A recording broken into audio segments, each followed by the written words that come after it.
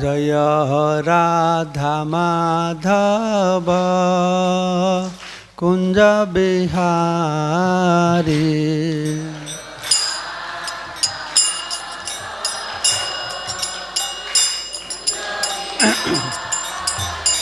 जय राधा माधव कुंज बिहारी।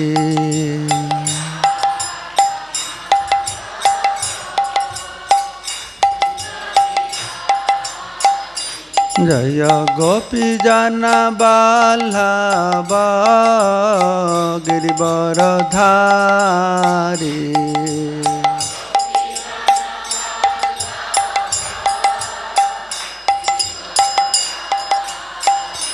जय गोपी जन वल्लभ गिरिवरधारी।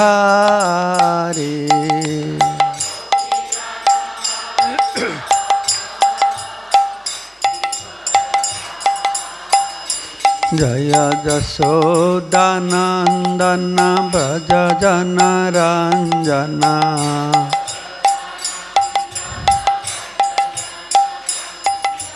जशोदानंदन व्रज जनरंजन।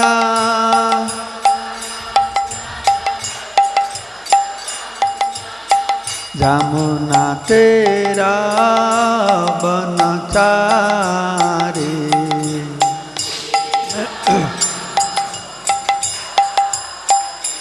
जय राधा माधव कुंज बिहारी।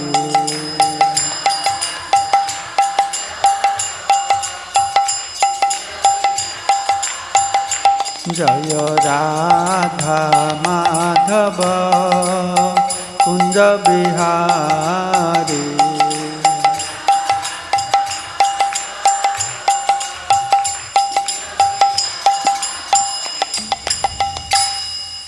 जय श्री प्रभुपाद की, श्रीमद् भागवतम की, समवेत भक्त वृंद की, गौर प्रेमानंदे। ओम अज्ञानतिमिरन्धस्य ज्ञानाञ्जनशलाकया चक्षुरुन्मिलितं येन तस्मै श्रीगुरवे नमः। श्रीचैतन्यमनोभीष्टं स्थापितं येन भूतले स्वयं रूप कदा मह्यं ददाति स्वपदान्तिकं। वन्देऽहं श्रीगुरो श्रीयुतापदकमलं श्रीगुरून् वैष्णवांश्च। श्रीरूपं साग्रजातं सहगना रघुनाथान्वितं तं सजीवं साद्वैतं सावधूतं परिजनसहितं कृष्णचैतन्यदेवं श्रीराधा कृष्णपादान् सहगना ललिता श्रीविशाखान्वितांश्च। वाञ्छाकल्पतरुभ्यश्च दुर्भैव च पतितानां पावनेभ्यो वैष्णवेभ्यो नमो नमः। नमो विष्णुपदाय कृष्णपृष्ठाय भूतले श्रीमते भक्तिवेदान्त स्वामिने इति नामिने। नमस्ते सारस्वती देवे गौरवाणी प्रचारिणे निर्विशेष शून्यवादी पाश्चात्यदेशतारिणे। जय श्री कृष्ण चैतन्य प्रभु नित्यानंद श्री अद्वैत गदाधर श्रीवासदि श्री गौरभक्तवृंद। हरे कृष्णा कृष्ण कृष्ण हरे हरे, हरे राम राम राम हरे हरे।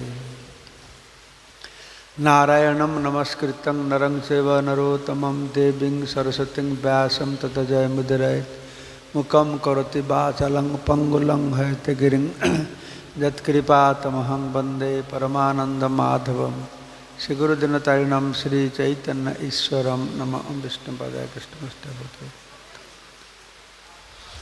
तो आज के हमारा श्रीमद् भागवतम जेटा मंदिरे पाठ है से श्लोक बोलते बोले तृतीय स्कंद नवम अध्याय 17 नम्बर श्लोक। सृजनी शक्तिर जन ब्रह्मार प्रार्थना।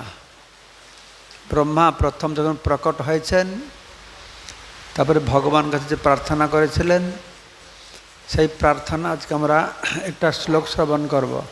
ভগবত গীতা প্রথমে পাঠ করে যে কৃষ্ণ যে ভগবান সেটা জানতে হবে।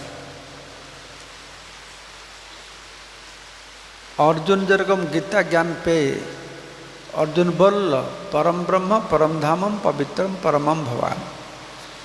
आपने सन परम ब्रह्म।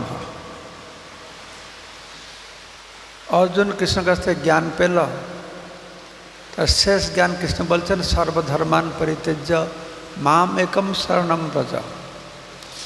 एरकम भगवत गीतार ज्ञान यदि আমরা आहरण ना करी भागवत पढ़ले ततटा बुझते पारबो ना। गीता ज्ञान एकटु थाकले आर भालो बुझा जाबे। तो भागवतर आज के श्लोक हच्छे 17 नम्बर। ओम नमः भगवते वासुदेवाय। ओम नमः भगवते वासुदेवाय। ओम नमः भगवते वासुदेवाय। लोक विकर्म निरता कुशले प्रमत्त। अच्छा लेखा আছে? हाँ সবাই বলছে ঠিক আছে মোবাইল আছে আচ্ছা ঠিক আছে। লোক বিকর্ম নিরতা কুশলে প্রমত্ত कर्माणि अयं तद् उदिते भवदर्चने स्वे। जद्दा भावदस्य बलबनिह जीवितांसां। बैटरी डाउन तुम्हारे सद्य चिन्नाति अनिमिषाय नमः अस्तु तस्मै। अनुवाद। तो एखाने ब्रह्मा बोलছেন सरासरि भावे आपनार द्वारा जनसाधारणेर पथ प्रदर्शनेर जन्य जे समस्त प्रकृत मंगलमय कार्यकलाप सूचित हয়েছে सेगुली अनुसरण ना करे तारा अर्थहीन कार्यकलापे युक्त है। যতক্ষণ পর্যন্ত এই সমস্ত মূর্খ कार्यकलापे যুক্ত হওয়ার প্রবণতা বলবৎ থাকে ততক্ষণ তাদের জীবন সংগ্রামের সমস্ত পরিকল্পনা ছিন্ন ভিন্ন হয়ে যাবে। আমি তাই শাশ্বত কালরূপে ক্রিয়াশীল আপনাকে আমার প্রণতি নিবেদন করি। এখানে ব্রহ্মা ভগবানকে প্রণাম করছেন তার কাল স্বরূপকে বুঝতে পারে। भगवान सब कुछ नियंत्रण करें किंतु भौतिक जगत के भगवान की रूपे नियंत्रण करें ना काल रूपे नियंत्रण करें। तो भगवान बोलছেন जे कालस्मि हम आमी काल। क्यों भगवान के मानते पारे ना मानते पारे किंतु कालेर प्रभावे सबाई छिन्न भिन्न हो जाबे। कत इतिहास आमरा देखছি कत संस्कृति कत सभ्यतार उत्थान होच्छे पतन होच्छे। कत बड़ बड़ दापट सम्पन्न व्यक्ति निमिषे धूलिसात हो जाच्छे। एटा कार प्रभाव? एटा कालेर प्रभाव। এই কালকে কাল হচ্ছে ভগবান। কেউ ভগবানকে নাম মানলেও কালকে মানতে হবে। কালকে কেউ অমান্য করতে পারবে না। তো সেই কথা এখানে ব্রহ্মাজি বলছেন যে সদ্য ছিন্নতি জীবিত আসম জীবন সংগ্রাম সব ছিন্ন ভিন্ন হয়ে যাবে, ছিন্ন ভিন্ন হয়ে যাবে। তো আপনার যে কাল অত শক্তিশালী, তাই আমি আপনাকে প্রণাম করছি। সরাসরিভাবে আপনার দ্বারা জনসাধারণের পথ প্রদর্শনের জন্য যে সমস্ত প্রকৃত মঙ্গলময় কার্যকলাপ সূচিত হয়েছে সেগুলো মানুষ অনুসরণ করে না। ভগবান তিনি সুন্দর জ্ঞান দিয়েছেন। আমরা সবাই বদ্ধজীব, এই ভবকূপে পড়ে আছি। তো কুয়ার মধ্যে যদি কেউ পড়ে থাকে সে কী করে উদ্ধার পাবে? যদি উপর থেকে কেউ রশ্মি দেবে, সেই রশ্মিকে ধরে কুয়ার মানুষ উদ্ধার পাবে। তো আমরা যে ভবকূপে পড়ে আছি, এই কুয়া থেকে উদ্ধার পাওয়ার উপায়টা কি না? ভগবান এই বৈদিক জ্ঞান সমন্বিত রশ্মি দিয়েছেন। দেখেন ব্রহ্মা বলছেন, যে সমস্ত মূর্খ মানুষ, আপনি কত কৃপা করে জনসাধারণের পথ প্রদর্শনের জন্য, তাদের মঙ্গলের জন্য মঙ্গলময় কার্যকলাপ সূচিত করেছেন। কি করলে তার মঙ্গল হবে আপনি সেগুলি বলেছেন, পথ প্রদর্শন করিয়েছেন।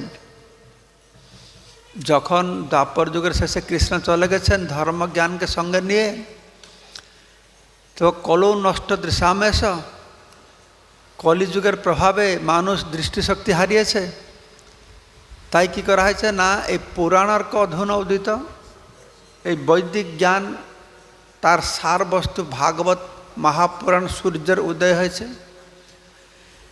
কিন্তু ব্রহ্মা এখানে বলছেন, কিন্তু ভগবান আপনি কৃপা করে এদেরকে ভালো জিনিস বলেছেন, কিন্তু এরা অত মূর্খ, তারা গ্রহণ করছে না। দেখুন আমরা যে জড়জগতে এসেছি, জড়জগতে দুঃখ পাচ্ছি, জন্ম মৃত্যু জরা ব্যাধি দুঃখ দোষানুদর্শন। অনেক সে মানুষরা বলে যদি ভগবান ওদের সৃষ্টি করেছেন আর ভগবানের সন্তান, তাহলে ভগবান কেন তো দুঃখ দিচ্ছেন? কিন্তু আসলে ভগবান দুঃখ দেওয়ার জন্য জগৎটা সৃষ্টি করেননি। যদিও বলা আছে জগৎটা, কৃষ্ণ বলছেন দুঃখালম অশাশ্বতম, ভগবানের উদ্দেশ্য নয় এই জগতে আমরা সে দুঃখ পাই, এই জন্য জগৎকে তৈরি করেননি। তিনি জগৎটা কেন তৈরি করেছেন না, ভগবানের আরেকটা উন্নত উদ্দেশ্য রয়েছে। মূর্খের মতন আমরা ভগবানকে দায়ী করা উচিত নয় যে ভগবান কেন এই জগৎটা সৃষ্টি করলো, না করলে তো আমরা সুখে থাকতাম। তো কেন করেছেন না, আমরা সবাই এই জগতের সমস্ত জীবাত্মা যখন প্রলয় হয়ে যায়, সব জীবাত্মা গিয়ে মহাবিষ্ণু শরীরে পড়ে থাকে, এই নিষ্ক্রিয় হয়ে পড়ে থাকে। তো ভগবান কৃষ্ণের মনে দুঃখ হয়, এই অনন্ত জীব সকল তারা এখানে পড়ে থাকলো, তো তারা তো উদ্ধার পেয়ে যে আমার সান্নিধ্য পাবে, আমার সেবা সুখ পাবে, এ থেকে বঞ্চিত হলো। তা আমি আরেকবার এই জগৎটাকে সৃষ্টি করি। এই জগতের সৃষ্টি হলে কি হবে না, এই সমস্ত জীবাত্মারা আরেকবার সুযোগ পাবে, তার ঠিকভাবে সাধন ভজন করবে, আমার নীতি নিয়ম পালন করবে, আমার নির্দেশ পালন করবে, যাতে তারা আমার কাছে ফিরে আসবে। এটা চলছে, ফ্যানটা আপনার দিকে দেন, ওইদিকে সরাও। তো তাহলে তারা আমার কাছে চলে, এই চিন্তা করে ভগবান জগৎকে সৃষ্টি করেছেন।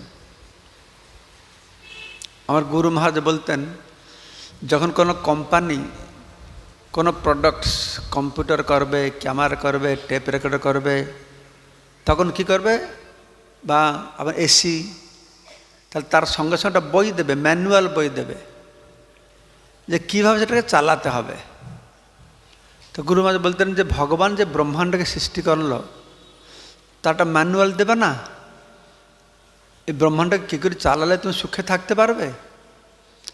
তো ভগবান সে ম্যানুয়াল দিয়েছেন, বেদান্ত শাস্ত্র মাধ্যমে দিয়েছেন, তুমি এইভাবে জীবনযাপন করো, তাহলে তুমি আমাকে পরিত্যাগ করলেও, দেখুন একটা দুষ্ট ছেলে যদি বাবাকে অমান্য করে, বাবাকে না মানে, তো বাবার সবসময় ছেলে নিয়ে চিন্তা থাকে।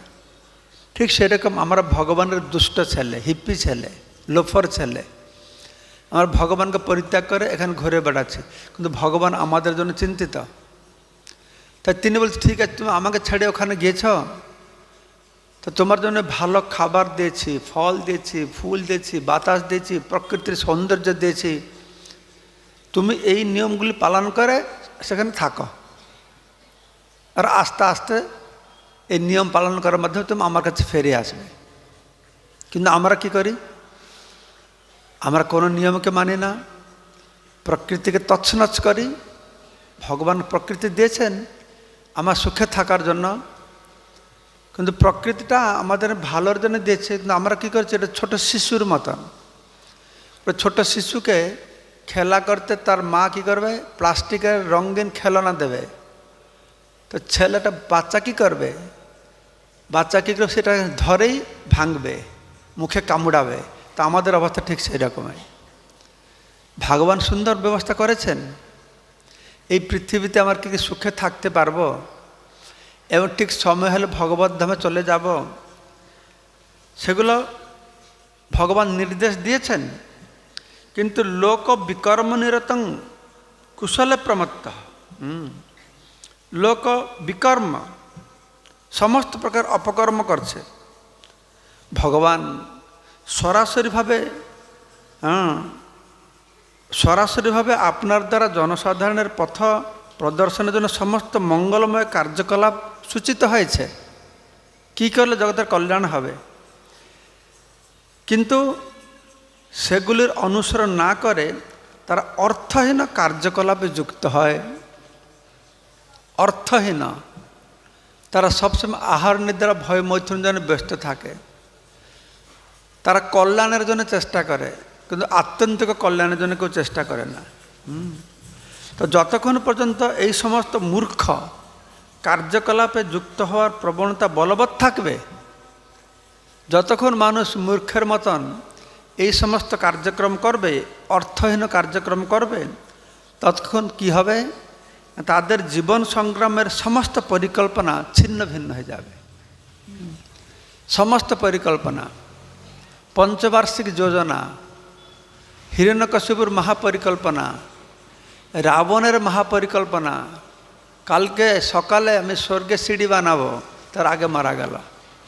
মানুষ কত পরিকল্পনা করে, কিন্তু এক মুহূর্তে সব ধূলিসাৎ হয়ে যায়। তো তাৎপর্য প্রভুপাদ বলছেন, সাধারণত জনসাধারণ অর্থহীন কার্যকলাপে লিপ্ত থাকে।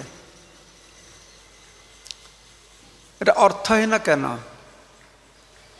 প্রভুপাদ এটা গাধার দৃষ্টান্ত দিচ্ছেন। গাধা কী করে মায়া আমাদের গাধা বানিয়ে রেখেছে, সবসময় অর্থহীন কার্যে আমাদের নিযুক্ত করে রেখেছে। গাধা খুব আলসি, কাজ করতে চায় না, কিন্তু ধোবি তো তাকে দিয়ে কাজ করাবে, তার পিঠির উপর এক বোঝা কাপড় ঢাকবে, পিটালেও গাধা চলবে না, অত লেজি আলসি। কিন্তু গাধা কী করবে? তার মাথার উপরে লাঠি বেঁধে সুন্দর ঘাস ঝুলিয়ে দেবে, 1 ফুট দূরে ঘাস ঝুলিয়ে দেবে। তখন গাধাটা মনে করবে কি, ও কত সুন্দর ঘাস, তো 1 পা গেলে পাবো ঘাসটা। তখন আলসি হলে কি হবে? সে 1 পা আগে ফেলবে। পাবে ঘাসটা? পাবে? পাবে না? পাবে না? হ্যাঁ কি না? এই প্রশ্নটা কেন করলাম? না আপনারা শুয়ে আছেন না জেগে আছেন জানবার জন্য, ঠিক আছে? তো সে 1 পা এগোলে কি ঘাস পাবে না? ঘাস তো আর 1 পা চলে যাবে। তো সারাদিন এরকম খাটবে। আমরা মূর্খ, আমরা সেই রকমই অর্থহীন কার্যকলাপ। গাধা মাঠে সেখানে সেখানে ঘাস পেতে পারে, কিন্তু এইরকম সারাদিন বোঝা, সংসারের বোঝা বইছে আমরা জন্ম জন্মান্তরে। অনাদি কর্মফলে পড়ি ভবার্ণব জলে, তরিবারে না দেখে উপায়। তারপরে প্রভুপাদ বলছেন, গাধা সারাদিন পরিশ্রম করে, গদ্ধির কাছে যাবে যৌন সঙ্গ করতে, আর গদ্ধি কী করবে? তার মুখে লাথি মারবে, তবু তার পিছনে দৌড়াবে। তো আমাদের সবার এই গাধার মতন অবস্থা। মায়া আমাদের লাথি মারছে, প্রতিনিয়ত আমরা মায়ার লাথি খাচ্ছি, কিন্তু মায়াকে ছাড়তে পারছে না। হা, কি সুন্দর লাথি, কি সুন্দর লাথি, এ হচ্ছে আমাদের অবস্থা। আমাদের অবস্থাটি কী রকম?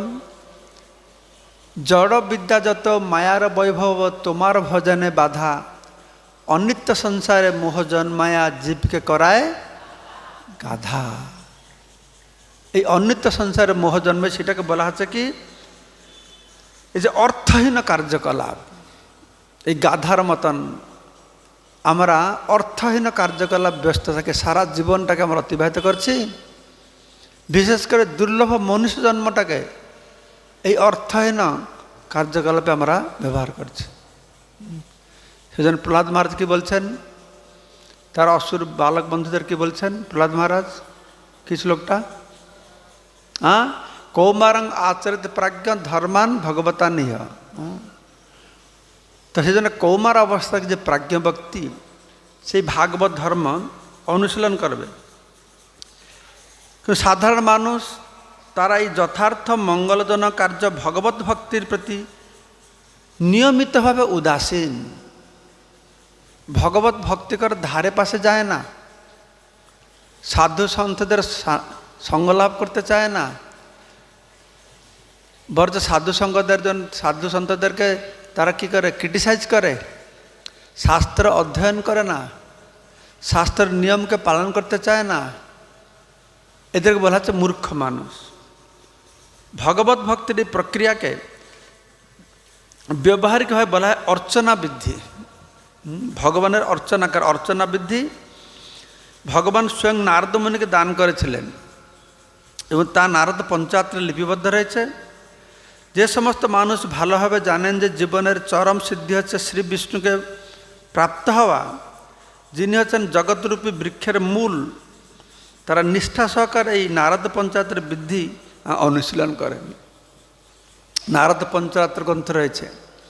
আমাদের পঞ্চরাত্র বৃদ্ধিতে ভগবানের পূজা উপাসনা হয়।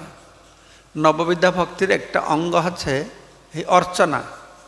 তো যারা বুঝতে পেরেছে যে ভগবানকে সন্তুষ্ট করাই জীবনের লক্ষ্য, তারা কি করে? নারদ পঞ্চরাত্র অনুসারে ভগবানের তারা অর্চনা করে। ভগবান হচ্ছেন এই জগৎরূপী বৃক্ষের মূল। তো শ্রীমদ্ ভাগবত ভগবত গীতাতে স্পষ্ট রূপে বর্ণনা করা হয়েছে। কার সম্পর্কে বর্ণনা করা হয়েছে? এই মূর্খ মানুষদের কথা বর্ণনা করা হয়েছে। কাদের কথা বর্ণনা করা হয়েছে? জোরে। কারা মূর্খ মানুষ? বাহ, খুব ভালো। সেইটা আমি জানতে চাইছিলাম যে আমরাই মূর্খ মানুষ। এরকম যে ওরা মূর্খ মানুষ, আমার বসে আছে মূর্খ মানুষ। আমরা সবসময় শাস্ত্রতে পড়ে অপরকে জ্ঞান দেই, কিন্তু সবাইকে বুঝতে হবে শাস্ত্রে যেটা পড়ছি এটা অপরের জন্য নয়, ওটা আমার জন্যে। কিন্তু আমাদের অভ্যাসটা কি? আমরা অপরকে এই শাস্ত্র বুঝিয়ে এই তুমি অপরাধ করছ, তুমি এটা ভুল করছ, তুমি এটা ভুল করছ। কিন্তু ওদের ভুল যেন এটা বলা হয় না, আমাদের ভুল যেন এটা বলা হয়েছে। তো প্রভুপাদ বলছেন যে কীভাবে মূর্খ মানুষেরা জানে না তাদের নিজের মঙ্গল কী করে হবে। তো এখানে প্রভুপাদ শ্রীমদ্ ভাগবতম থেকে 3টে শ্লোক উদ্ধৃত করেছেন। যে 3টে শ্লোক প্রহ্লাদ মহারাজ তার পিতা হিরণ্যকশিপুকে বলেছেন। হিরণ্যকশিপু প্রহ্লাদ মহারাজকে গুরুকুলে পাঠিয়েছিলেন। গুরুকুল থেকে প্রথমে ফিরে এসেছেন, তখন মা তাকে স্নান টান করে বাবার কাছে পাঠিয়েছে। তাকে কোলে বসিয়ে খুব আদর করে জিজ্ঞাসা করছে, প্রহ্লাদ তুমি বলো তো সব থেকে তোমার জন্য সব থেকে শ্রেষ্ঠ কী? তখন প্রহ্লাদ মহারাজ বলছেন, পিতা সব থেকে শ্রেষ্ঠ হচ্ছে বনম গতযত হরিম অর্চেত, জঙ্গলে গিয়ে হরিভজন করাটাই বেস্ট। হিরণ্যকশিপু ভালো লাগলো শুনতে। আর এখনও জগতে হিরণ্যকশিপু আছে যে বাবা মারা পুত্র যদি হরিভক্ত হয় না, তারা হিরণ্যকশিপুর মতন, তাদেরও ভালো লাগে না। তো হিরণ্যকশিপু তো রেগে গিয়েছে, আরে আমি সারা জগতে প্রচার করছি ভগবান বিষ্ণু বলে কিছু নেই, আমি ভগবান। আর ইয়ে বলছে তৎসাধু মন্যে অসুরবর্জ দেহিনাং সদা সমুদ্বিগ্ন ধ্যান অসদ্গ্রহাত হিত্ব আত্মপাতম গৃহম অন্ধকূপম বনম গতযত হরিম অর্চেত। প্রহ্লাদ মহারাজের কথা। প্রহ্লাদ মহারাজ বলছেন তৎসাধুমন্যে অসুরবর্জ্য দেহিনাম। হে অসুর শ্রেষ্ঠ, এই দেহধারী মানুষের জন্য এইটাই শ্রেষ্ঠ। কোনটা শ্রেষ্ঠ? না কোন রকম দেহধারী মানুষ? না সদা সমুদ্বিগ্ন মানুষ, সবসময় উদ্বিগ্নের মধ্যে আছে। কেন উদ্বিগ্নের মধ্যে আছে? সদা সমুদ্বিগ্ন ধ্যান অসৎগ্রহাত। অসৎ বস্তু, জড় বস্তু, জড় শরীর উপরে খুব অনুধাবন করছে, অনুধান করছে, ধ্যান করছে, তাই তারা সবসময় উদ্বিগ্নের মধ্যে রয়েছে। তো এই প্রকার মানুষের জন্য ভালো কোনটা? না হিত্বা আত্মপাতম গৃহম অন্ধকূপম। এই ঘর যেটা অন্ধকূপের মতন, তাকে পরিত্যাগ করে বনম গতযত হরিম অর্চেত, বনে গিয়ে হরির ভজনা করা উচিত, হরি অর্চনা করা উচিত। তো হিরণ্যকশিপু রেগে গেছে, কিন্তু প্রহ্লাদ রূপের রাগে না। এই ছোট ছেলে কি জানে? হিরণ্যকশিপু তো আশা করেন, হিরণ্যকশিপু জিজ্ঞাসা করেছে ছোট ছেলে তোমার কী ভাল লাগে, কী ভাল লাগে? ও তো হচ্ছে প্রহ্লাদ বলে লড্ডু ভাল লাগে আর লজেন্স ভাল লাগে, আর এইরকম কথা বলে তো জানতো না। তখন টিচারকে জিজ্ঞাসা করছে, ষণ্ডম্বরকে, আরে এগুলো কোথা থেকে শিখলো? কোনো বৈষ্ণবরা এসে মনে হয় শিখিয়ে দিচ্ছে এরকম? ঠিক আছে, এইবার তুমি যাও, আমি সিকিউরিটি রেখে দেবো, কোনো সাধু যেন না ঢুকতে পারে। সিকিউরিটি রেখে দিয়েছে। তারপর কিছুদিন পরে প্রহ্লাদ মহারাজ আবার ফিরে এসছে। তখন হিরণ্যকশিপু জিজ্ঞাসা করছে, প্রথমবার জিজ্ঞাসা করলো, প্রহ্লাদ তুমি বলো তো তুমি কোনটা মনে করো শ্রেষ্ঠ বলে? তখন তো এটা জিজ্ঞাসা করলে হিরণ্যকশিপু ঠকে গিয়েছে। তো এবার তুমি কোনটা ভালো মনে করো বলছে না, বলছে তোমার গুরু যেটা শিখিয়েছে তার মধ্যে কোনটা শ্রেষ্ঠ বলো। তখন প্রহ্লাদ মহারাজ বলছেন এই যে শ্লোকটা, শ্রবণম কীর্তনম বিষ্ণুস্মরণম পাদসেবনম বন্দনম দর্শম সক্ষম অর্চনম আত্মনিবেদনম ইতি পুংসার্পিতা বিষ্ণু ভক্তিশ্চেতনবলক্ষণা ক্রিয়তে ভগবতী অধা তৎমন্যে অধিতম উত্তমম। হে পিতা, আমার মনে এটাই সর্বশ্রেষ্ঠ ভগবান বিষ্ণুকে নববিধা ভক্তি দিয়ে পূজা করা। কিন্তু আরটা হেভি ডোজ দিয়ে দিয়েছে। প্রথমে ছোট ডোজ দিয়েছিল, প্রথমে তো হরি অর্চনটা বলেছিল, এবার হরিকে কী করে অর্চন করতে হবে আর হেভি ডোজ দিল। তখন তো হিরণ্যকশিপু রেগে গেছে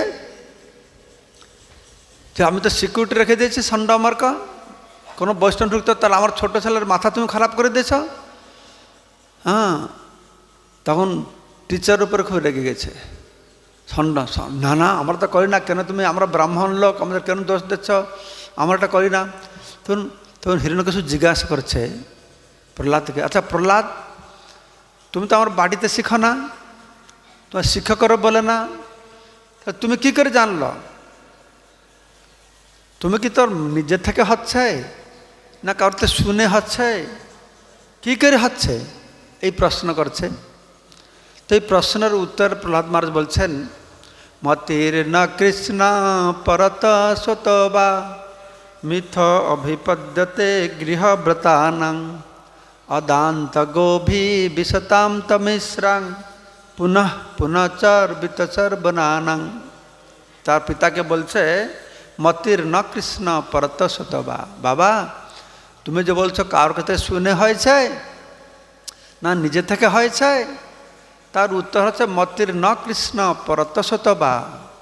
ভগবান শ্রীকৃষ্ণের প্রতি মতিগতি কারোর কাছে শুনেও হবে না, নিজে থেকে হবে না, মিথ্য অবিপদ্যতে, দুটোর কম্বিনেশন হবে না। গৃহব্রতানাং, যারা গৃহব্রতী, যারা গৃহমেধি, যারা সব সময় সংসার সুখে মগ্ন থাকে। অদান্ত গোভি বিশতাম তমিশ্র, গো মানে ইন্দ্রিয়, যাদের ইন্দ্রিয়ের উপরে কোনো নিয়ন্ত্রণ নাই, যারা যথেচ্ছাচার জীবনকে উপভোগ করতে চায়, ইন্দ্রিয় ভোগ করতে চায়, অদান্ত গোভি বিশতাম তমিশ্রাং, তারা আরও বেশি বেশি অন্ধকারের মধ্যে প্রবেশ করবে। তাদের দ্বারা হবে না, কারোর কাছে শুনেও হবে না, নিজে থেকেও হবে না। পুনঃ চর্বিত চর্বনানাং, তারা একটা আগকে চাবিয়ে জুসটা খেয়ে আবার ফেলতে আবার চাবাবে, যা অবস্থা সে পুনঃ পুনঃ চর্বিত চর্বনানাং, তাদের অবস্থা এরকম। কেন তার অবস্থা কেন এরকম? নত বিধু স্বার্থ গতিম হি বিষ্ণু, কেননা তারা জানে না জীবনের আসল স্বার্থটা কি? কি স্বার্থ? জীবনে স্বার্থপরটা হওয়া ভালো না খারাপ? স্বার্থপর ভালো না খারাপ? জোরে, কেউ বলছে ভালো, কেউ বলছে খারাপ। তো স্বার্থপরটা হওয়াটা ভালো, কেননা যদি সে স্বার্থ জানে, স্বার্থ মানে কি? স্ব আর অর্থ। স্ব মানে আমি, আসল অর্থটা কি, এইটা জানে, স্বার্থপরটা ভালো, তাই না? কিন্তু মানুষ তো জানে না যে আমি কে, মানুষটা জানে না অর্থটা কি।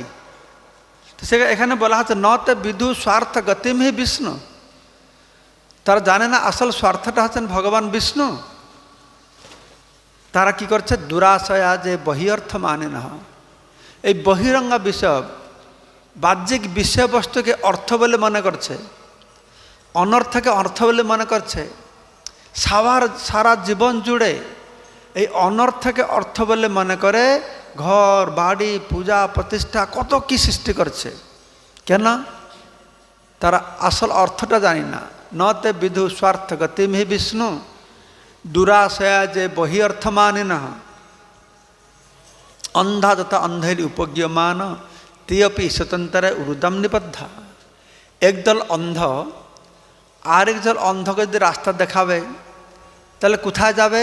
তারা গাড্ডায় পড়বে। আমাদের বর্তমান সমাজের নেতারা তারা সব অন্ধ, তাদের এই জ্ঞান নেই। তারা আমাদের কী করে রাস্তা দেখাবে? তে অপি স্বতন্ত্রায় উরুদম নিবদ্ধা।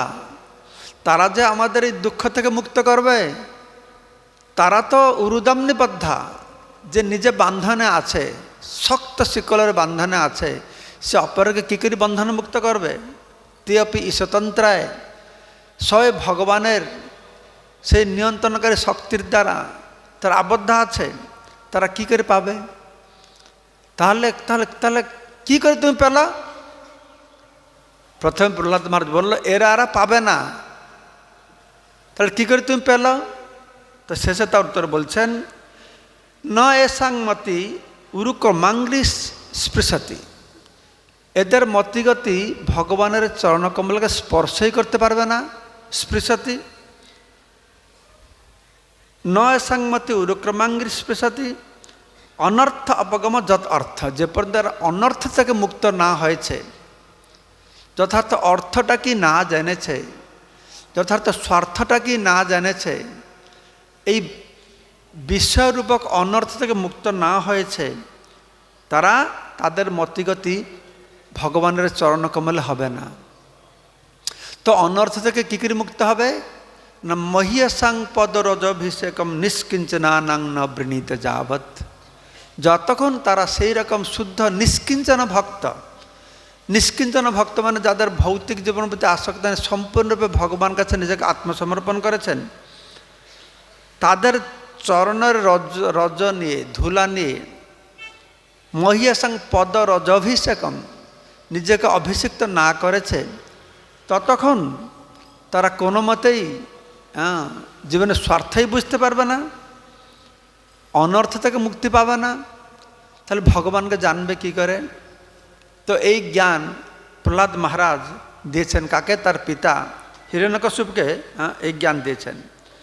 তো ভগবদ্গীতায় ভগবান সকলকে নির্দেশ দিয়েছেন অন্য সমস্ত ধর্ম পরিত্যাগ করে সম্পূর্ণরূপে অর্চনার কার্যকলাপে বা ভগবানের সন্তুষ্টি বিধানের কার্যকলাপে নিযুক্ত হতে হবে। সর্বধর্মান পরিত্যজ্য মামেকম শরণম ব্রজ। তার আগের শ্লোকটা কি? মন্মনা ভব মদ্ভক্ত মদ জাজিমাং নমস্কুরু। ভগবান তার আগের শ্লোকটা কি কে জানে? বই আছে? মন্মনা ভব মদ্ভক্ত মজ্জাজিমাং নমস্কুরু। তার আগের শ্লোকটা হচ্ছে কি?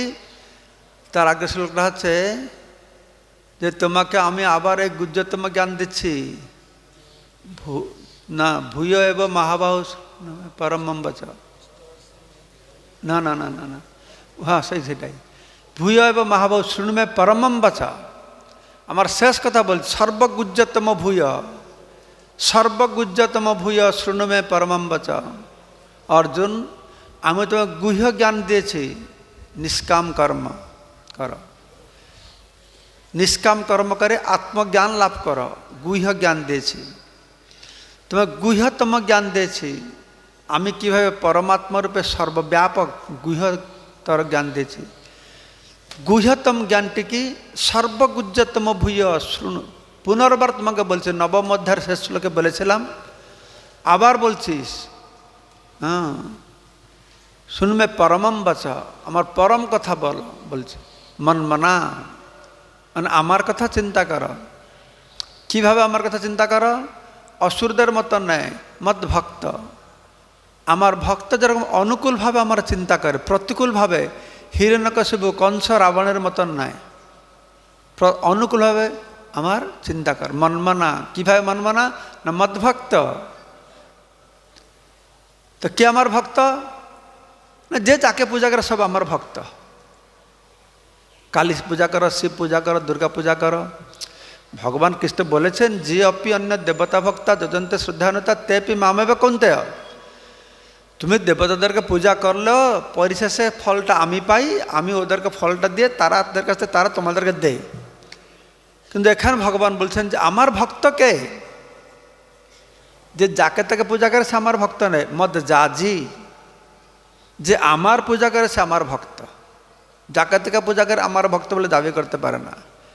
মনমনা ভব মদভক্ত মদ জাজি, আমার পূজা করে। তারপরে মানে কী করে পূজা করবে? আমার পূজা করবে কি করে? হ্যাঁ, ষোড়শ উপচার আছে। বড় মন্দির করতে হবে, সোনার থালাতে পূজা করতে হবে, আরতি করতে হবে। ষোড়শ উপচারের মধ্যে একটা আছে নমস্কার করা। ভগবান কৃষ্ণ অত কৃপালু, বলছে তোমার কাছে কিছুই নাই, প্রদীপ নাই, জল নাই, ফুল নাই, পাতা নাই, ধূপ নাই, কিছু নাই। কিছু না থাকতে পারে, মাথাটা তো আছে। এরকম মানুষের তার মাথা নাই, আছে? তো ভগবান বলছেন মাং নমস্কার, মাথাটা তো নত করতে পারবে না? করতে পারবে না। তাহলে ভগবান, কিন্তু তবু আমরা করি, সেটা মানুষ করতে চায় না। এই মন্দিরে যে হাজার হাজার মানুষ আসে, কয়টা লোক প্রণাম করে? প্রভুপাদ যখন প্রথম মায়াপুর তৈরি হলো, গুরু মহারাজ বলতেন যে, প্রভুপাদ বলতেন যে বাইরে লোক দাঁড়া করে রাখো, যে লোক ঢুকবে তাদের বলে যেত যে মন্দিরে ঢুকলে প্রণাম করতে হবে। প্রভুপাদ যখন মন্দিরে থাকতেন, কেউ লোকের প্রণাম লাঠি দেয়, প্রণাম করো, প্রণাম করো। মানে বলার উদ্দেশ্যটা হচ্ছে ভগবান অত কৃপালু, বলছে তুমি তো কিছু না করতে, আমার প্রণামটা তো করতে পারো। কিন্তু আমার অত অধম, প্রণামও করতে চাই না। অনেক লোক আসে এই মন্দিরে ঢুকে, ভগবান থেকে না থেকে সে ঝাড়বতীকে তাকে, আরে কত বড় সাহেব মঠ, বড় বড় ঝাড়বতী আছে, এই দিকে ছুটিতে থাকে। ভগবানকে প্রণাম করতে চায় না, লজ্জা পায়। কোনো সময় যদি বাড়ির লোকদেরকে নিয়ে এসছে, হ্যাঁ, স্বামী স্ত্রী বাবা মা শালি শালা সঙ্গে আছে, তো ইচ্ছা হতো একটু ভগবানকে প্রণাম করি। প্রণাম লুকিয়ে লুকিয়ে প্রণাম করবে, শালি দেখলে হাসবে, একটু প্রণাম করে সাধুর মতো প্রণাম করছে, কি মতো মাথাটা কান তো দূরের কথা।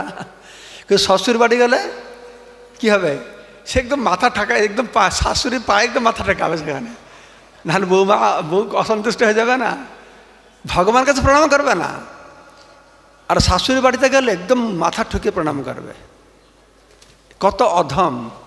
তাদের কথাই এখানে ব্রহ্মা তুলে ধরেছেন যে মানুষ কত মূর্খ, ভগবান অত দয়ালু, তুমি তো কিছু না করতে পারো, মাং নমস্কার, আমি নমস্কারটা তো করো। মানুষ এটা করতে চায় না। তো সেক্ষেত্রে এখানে বলা হচ্ছে যে ভগবান বলছেন যে সর্বধর্মান পরিত্যাজ্য, যেটা হ্যাঁ সব কিছু পরিত্যাগের আমার শরণাপন্ন হ। তো কিন্তু প্রায় কেউই এই প্রকার অর্চনা কার্যে আকৃষ্ট নয়, প্রত্যেকে বরং পরমেশ্বর ভগবানের বিরুদ্ধ আচরণকারী কার্যকলাপের প্রতি কম বেশি আকৃষ্ট। ভগবানের বিরুদ্ধে যেটা যাবে তার প্রতি আকৃষ্ট, নাস্তিক হওয়ার জন্য প্রতি আকৃষ্ট, কর্মকাণ্ডের প্রতি আকৃষ্ট। প্রভুপাদ বলছেন এমনি জ্ঞান যোগ, জ্ঞান যোগ প্রক্রিয়া পরোক্ষভাবে ভগবানের বিরুদ্ধে বিদ্রোহকারী ক্রিয়া। কর্ম জ্ঞান যোগ সব ভগবানের বিদ্রোহ। ভগবানের অর্চনা ব্যতীত আর কোনো মঙ্গলময় কার্যকলাপ নেই। এখন ভগবত সেবাটাই ঠিক। জ্ঞান, জ্ঞানটা কী করে ভগবানের সঙ্গে বিদ্রোহ হলো? কী করে না, জ্ঞানীরা তারা তো মুক্তি চায়, আমরা ভগবানের সঙ্গে এক হয়ে যাব। তো প্রভুপাদ কীরকম ব্যাখ্যা দিচ্ছেন, বলছেন যারা জ্ঞানী তারা এই সমস্ত ভোগকে ত্যাগ করে, কুচ্ছ্র সাধনা করে। তো প্রভুপাদ বলছেন দেখলে মনে হয় এরা সব ভোগকে ত্যাগ করেছে, কিন্তু ভালো করে অনুধাবন করলে বুঝতে পারবে ভোগীদের থেকে, ভুক্তিকামীদের কাছ থেকে মুক্তিকামীদের ভোগের বাসনা আর কোটিগুণে বেশি। কীরকম কোটিগুণে বেশি? যারা ভুক্তিকামী আছে তারা এই জগতে ছোটো বড় একটু খেয়ে দিয়ে ভালোভাবে থাকবো, আরাম করে থাকবো, এইটুকুতে আছে। কিন্তু যারা মুক্তিকামী তারা বলে এইটুকু ভোগ যথেষ্ট নয়, আমি ভগবানের সঙ্গে এক হয়ে যাব, ভগবান হয়ে যাব, তাহলে আরও বেশি করে ভোগ করতে পারবো। তার মানে তারা আরও বেশি ভগবত বিদ্বেষী, তারা ভগবানকে সহ্য করতে পারে না। তাই বলা যে ভক্তি মুক্তি সিদ্ধিকামী সকলে অশান্ত, কৃষ্ণ ভক্ত নিষ্কাম অতএব শান্ত। তো ভগবানের অর্চনা ব্যতীত আর কোনো মঙ্গলময় কাজ নেই। জ্ঞান ও যোগকে কখনো কখনো অর্চনার অন্তর্ভুক্ত করা যায় যখন তার চরম উদ্দেশ্য হয় ভগবান বিষ্ণু। ধ্যান আর যোগ, জ্ঞান ভগবান বিষ্ণুর উদ্দেশ্যে যদি হয় তাহলে ঠিক আছে, তাহলে নয়, নতুবা নয়।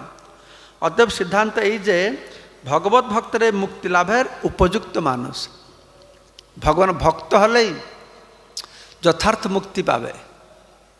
কিন্তু আমরা যে বলছি জ্ঞানীরা মুক্তি পায়, হ্যাঁ জ্ঞানীরা মুক্তি পায়, কিন্তু ভক্তরা আত্যন্তিক মুক্তি পায়। অন্য সকলে কেবল অনর্থক বেঁচে থাকার জন্য সংগ্রাম করছে, শুধু বেঁচে থাকার জন্য সংগ্রাম করছে। এই জগৎটাকে ভগবান সৃষ্টি করেছেন, দেখুন কত সুন্দর কায়দাকে ভগবান সৃষ্টি করেছেন। তা আমরা তো ভগবান সঙ্গে ছিলাম, এটা নিয়ে তর্ক আছে, ভগবানের সঙ্গে ছিলাম বা না ছিলাম। আমার তো অনাদি বহির্মুখ হয়েছি, কবেই জগতে আসলাম, কখন আসলাম, কিভাবে আসলাম আমরা জানি না। কিন্তু এইটুকুই আমরা জানি, কৃষ্ণ ভুলি যেই জীব ভগবান ছা করে নিকটস্থ মায়াতারে ঝপটিয়া ধরে। আমি বৈকুণ্ঠ থেকে এসেছি বা গোলক বৃন্দাবন থেকে এসেছি, না তা বর্ডার থেকে এসেছি, না ব্রহ্মজ্যোতি থেকে এসেছি, না ভগবান বিষ্ণু শরীর থেকে এসেছি। এইটা নিয়ে বিভিন্ন বিবাদ থাকলেও আমার যে মায়ার প্রতি আকৃষ্ট হয়েছে এটার বিবাদ নেই। কেন হলাম না, কৃষ্ণ ভুলি যেই জীব ভগবানছা করে নিকটস্থ মায়াতারে ঝপটিয়া ধরে। মায়া আমাদেরকে জগতে নিয়ে আসে। তো আপনারা সবাই জানেন ভগবানের একটা শক্তি আছে, তাকে বলে মায়া শক্তি। এই মায়া শক্তি দুই প্রকারের আছে, এটা যোগমায়া, এটা মহামায়া। যোগমায়াটা কি না, ভগবানের স্বরূপ শক্তি, চিন্ময় ধাম ভগবান দেখাশোনা করে। আর ভগবান যখন এই জগতে আসেন এই যোগমায়া দ্বারা তার কার্যকলাপ সম্পাদিত হয়। আরেকটা আছে মহামায়া। এই মহামায়ার দ্বারা ভগবান এই ভৌতিক জগৎকে প্রকাশ করেন, সৃষ্টি করেন, ভৌতিক জগতে প্রলয় করেন, এই ভৌতিক জগতে করেন সৃষ্টি স্থিতি মানে ভরণ পোষণ করেন এই মহামায়ার দ্বারা। মহামায়া। আচ্ছা, তো আমরা তো ভগবান কাছে ছিলাম, এই জগতে চলে আসলাম। তো এই মহামায়া দুই প্রকারের আছে, এটা জীবমায়া, এটা গুণমায়া। ওটার ভিতরে আমি ঢুকছি না, আমি এটা বলতে চাইছি। তো সেই জীবমায়া দুই প্রকারের আছে, একটা প্রক্ষেপাত্মিকা, একটা আবরণাত্মিকা। এই দুটো শব্দ মনে রাখবেন। প্রক্ষেপাত্মিকা মায়া শক্তির কাজটা কি না, ভগবান থেকে এই জগতে আমাদের নিক্ষেপ করছে। হ্যাঁ, ভগবান থেকে যখন আমার কৃষ্ণ ভুলে যাই যে ভগবান ছা করে, কৃষ্ণকে বাদ দিয়ে আমি ভোগ করব, এই বাসনা মনে জাগলেই এই প্রক্ষেপাত্মক শক্তি ফট করে ধরবে, ধরে আমাদের জগতে ফেলে দেবে। আমি তো ভাবছি আমি ভালো সুখ পাবো, আনন্দ পাবো, কিন্তু জগতেতে এসে দুঃখ আর দুঃখ আর দুঃখ। কিন্তু অত দুঃখ পেয়ে জগতে অত দুঃখ, তার আমি পালিয়ে যাচ্ছে না কেন? যদি এটা বাড়িতে আগুন লেগেছে, আমি 10টা মানুষকে জোর ধরে আগুনের মধ্যে ফেলে দেব, তাহলে তারা কি করবে? আপনারা বলুন, কি করবে? তারা পালাবে না? দৌড়ে পালাবে না? তাদেরকে কি আমাকে বুঝাতে হবে, আরে তুমি পড়ে যাবে, মরে যাবে, পালা পালা বলতে হয়? ক্লাস দিতে হয়? পাওয়ার পয়েন্ট প্রেজেন্টেশন সেমিনার করতে হয়? করতে হয় না তো। কিন্তু আমরা তো জলে পড়ে মরছি। বিষয় বিষানলে দিবানিশি হিয়া জলে, প্রতিনিয়ত দগ্ধীভূত হচ্ছে। সংসার দাবা নলিঢ় লোক, সংসার দাবা নলে দগ্ধীভূত হচ্ছে। আমরা ভব কূপের মধ্যে পড়ে আছি, ভব সাগরের মধ্যে হাবুডুবু খাচ্ছি। কিন্তু অত দুঃখের মধ্যে থেকেও কেন আমরা এখান থেকে পালাতে চেষ্টা করছি না? বরঞ্চ আর একটু থাকি, আর থাকি কেন? সেটা হচ্ছে ভগবানের মায়ার এই আবরণাত্মিকা শক্তি। প্রক্ষেপাত্মিকা শক্তির কাজ হচ্ছে এখানে ফেলে দিচ্ছে, আর আবরণাত্মক শক্তির কাজ হচ্ছে কি না, আমাদেরকে এখানে ভুলিয়ে ভালিয়ে রেখে দিচ্ছে, বুঝতে দিচ্ছে না।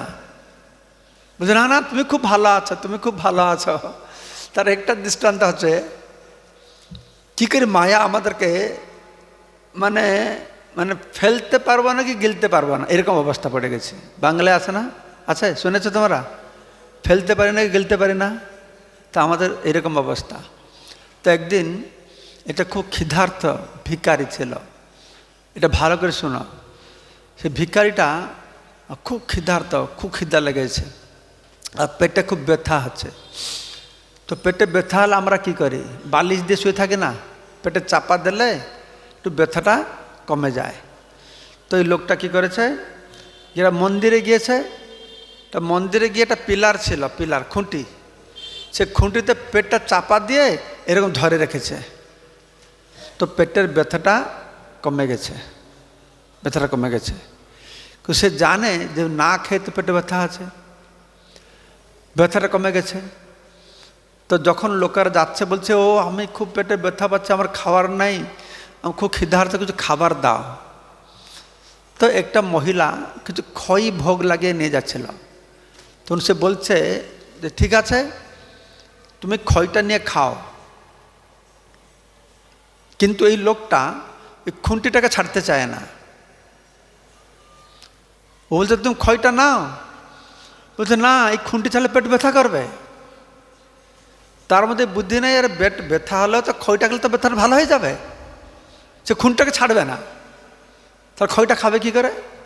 তো এটা এরকম ধরে রেখেছে, এক হাত দেখাচ্ছে, খইটা আমাকে এখানে দাও। এখানে খই দিয়েছে, খেতে পারবে? খুঁটে আনতে পারছে না, এই খুঁটটা ছেড়ে দেবে, সব খই তো পড়ে যাবে, তাহলে কী করে খাবে? তো আমাদের এই জগতে ঠিক সেই রকমই ওই লোকটা এই যে পেটে চাপা দেওয়ার ফলে একটা ক্ষণিক আরাম পাচ্ছিল, সেটাকে ছাড়তে পারছে না।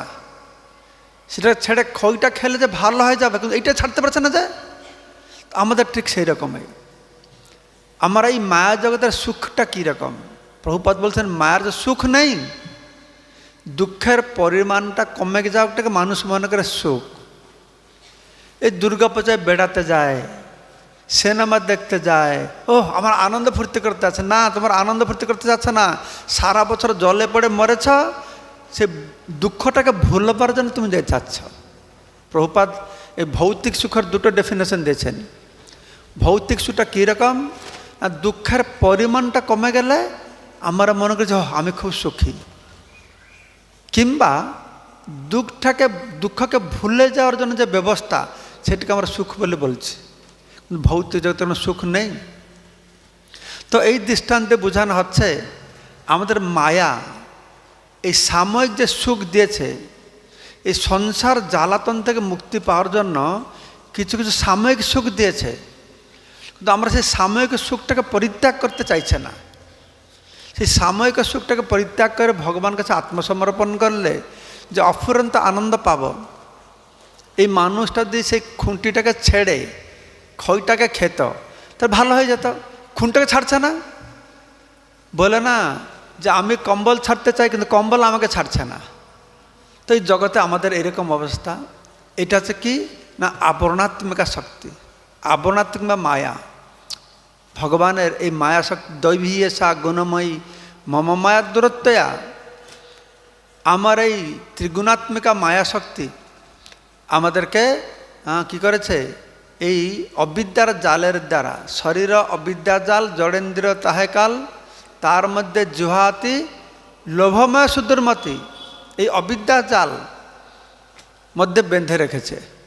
আমরা বেরোতে পারছে না, আমরা এখান থেকে বেরোতে পারছে না, আমরা জানি না বেরোতে পারছে না, আর জেনেও বেরোতে পারছে না, জেনেও বেরোতে পারছে না। যারা আমরা জানি, যারা জানি আমরা বেরোতে পারছে না।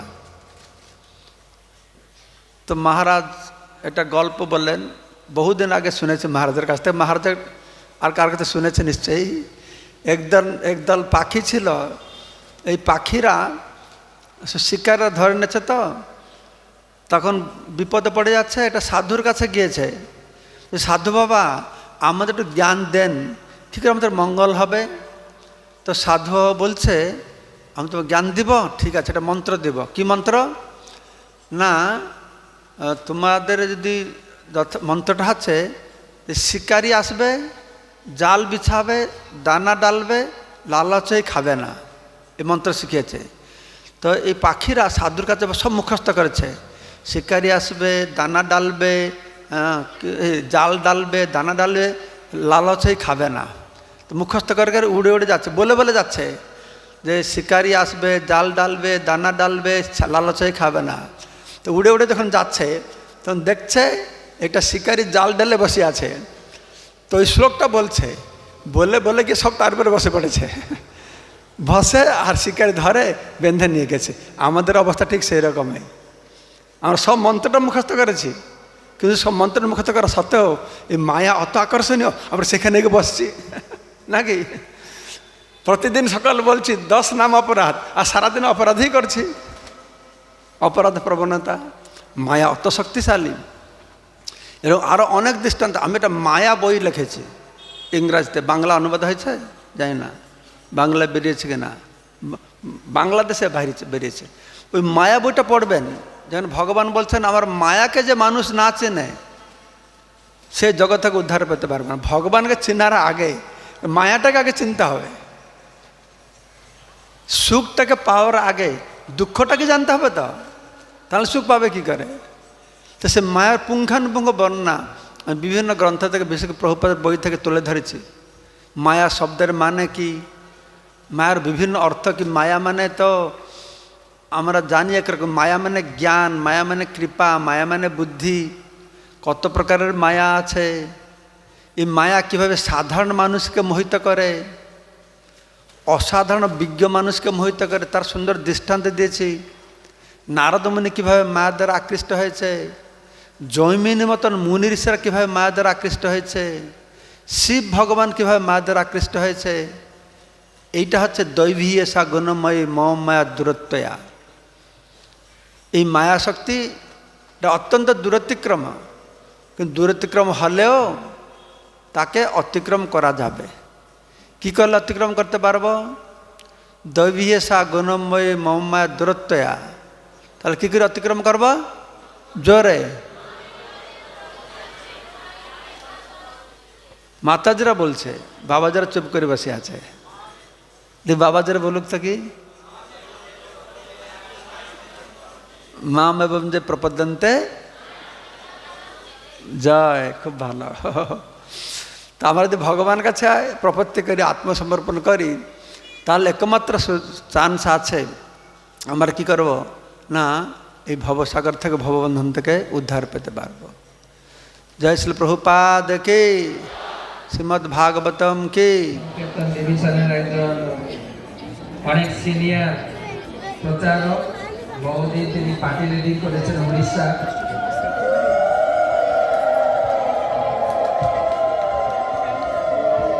তো এই লোকাল ভক্তদের কাছে তিনি প্রচার করেন বাড়ি বাড়ি। আমরা বলি ওনাকে লোকাল বিধায়ক। একটা ছোট মোটরসাইকেল